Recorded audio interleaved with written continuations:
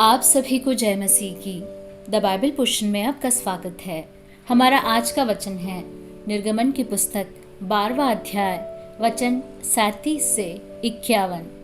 तब इस्राएली रामसेस से कूच करके सुक्कोत को चले और बाल बच्चों को छोड़ वे कोई 6 लाख पैदल चलने वाले पुरुष थे।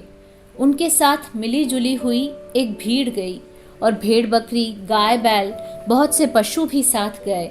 और जो गूथा आटा वे मिस्र से साथ ले गए थे उसकी उन्होंने बिना खमीर दिए रोटियां बनाई, क्योंकि वे मिस्र से ऐसे बरबस निकाले गए कि उन्हें अवसर भी न मिला कि मार्ग में खाने के लिए कुछ पका सके। इसी कारण वह गूथा हुआ आटा बिना खमीर का था। मिस्र में बसे हुए इस्राएलियों को 430 वर्ष बीत गए थे और उन 430 वर्षों के बीतने पर ठीक उसी दिन यहोवा की सारी सेना मिस्र देश से निकल गई।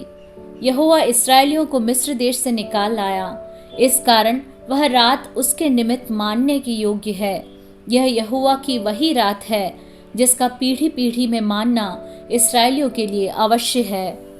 फिर यहोवा ने मूसा और हारून से कहा, पर्व की विधि यह है, कोई परदेशी उसमें से न खाए, पर जो किसी का मोल लिया हुआ दास हो और तुम लोगों ने उसका खतना किया हो वह तो उसमें से खा सकेगा, पर परदेशी और मजदूर उसमें से न खाएं।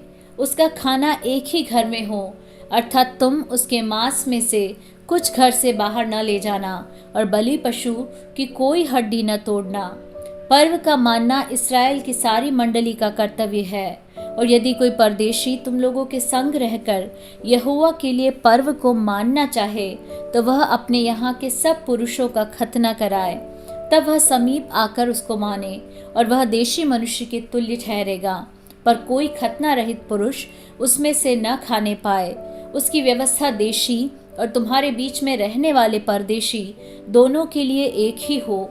यह आज्ञा जो यहोवा ने मूसा और हारून को दी उसके अनुसार सारे इस्राएलियों ने किया। और ठीक उसी दिन यहोवा इस्राएलियों को मिस्र देश से दल दल करके निकाल ले गया।